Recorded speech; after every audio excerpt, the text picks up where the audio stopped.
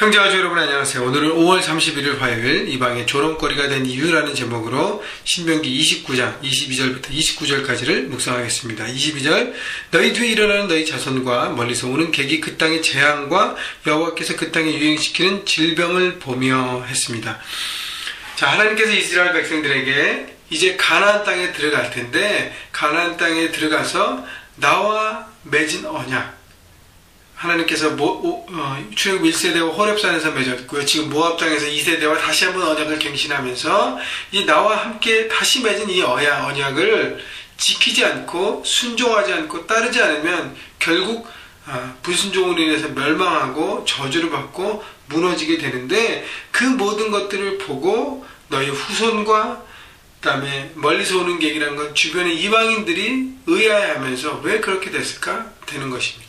여러분, 그래서 이 모든 사건이요 결국 나중에 어떻게 되죠? 이스라엘 백성들이 불순종해서 결국 북왕국은 아수르를 통해서 남은 바벨론을 통해서 멸망하고 바벨론 포로로 잡혀가지 않습니까? 그때 이방인의 조롱거리가 되는 역사적인 사실이 나오잖아요. 그래서 하나님은 이스라엘 백성들에게 멀리 보게 하시는 거예요.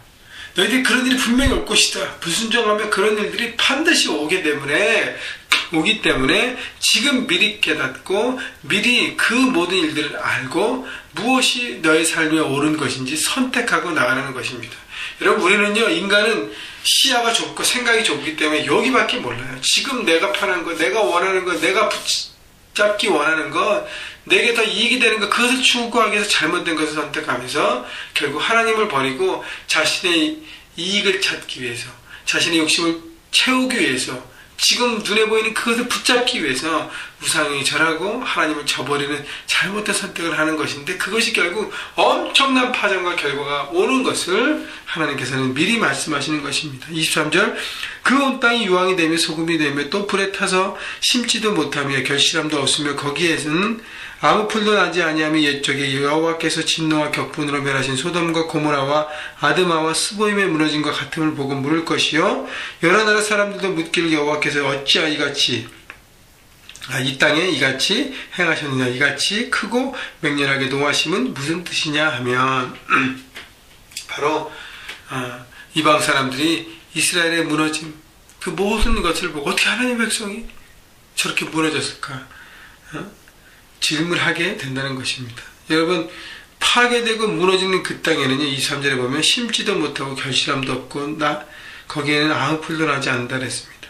생명이 없다는 것이죠. 아무런 소망이 없는 땅으로 변하게 되고 소망이 없는 삶으로 되는 것입니다. 여러분, 하나님을 떠난 불순종의 삶은 결국 무너지고 아무런 소망이 없고 생명이 없고 아무런 기대할 것이 없다는 것이죠.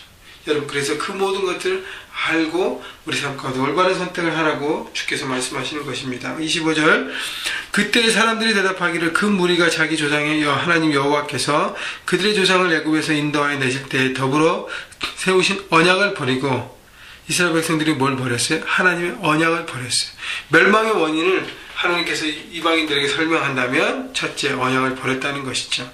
이스라엘 백성들 하나님과 맺은 언약, 하나님 백성으로 하겠다는 언약, 하나님보다는 내게 집중하는 삶을 선택한 것입니다. 26절 가서 자기들이 알지도 못하고 여호와께서 그들에게 주시지도 아니한 다른 신을 따라가서 그들을 섬기고 절한 까닭이라. 다른 신을 섬겼 것이죠. 자기들이 알지도 못하는 신.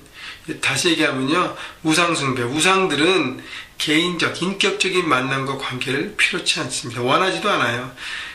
내게 사람들이 자기가 원하는 것을 갖기 위해 재물을 바치고 소원하면 거기에 그 끝이라는 것이, 거기에 만족감을 주고 거기를 채운 것이 우상의 목적인 것입니다. 그런데 보세요, 26절 다른 신들을 따라가서, 누가 거기를 따라가라고 푸시했나요? 아니에요.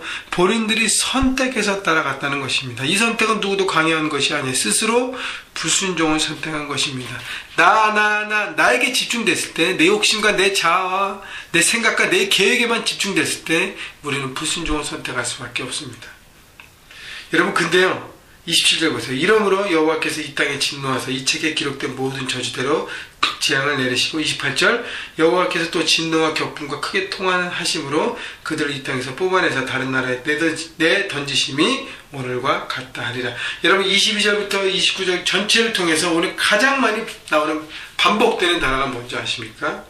진노, 격분, 통한, 진노, 재앙, 진노가 가장 많이 나옵니다.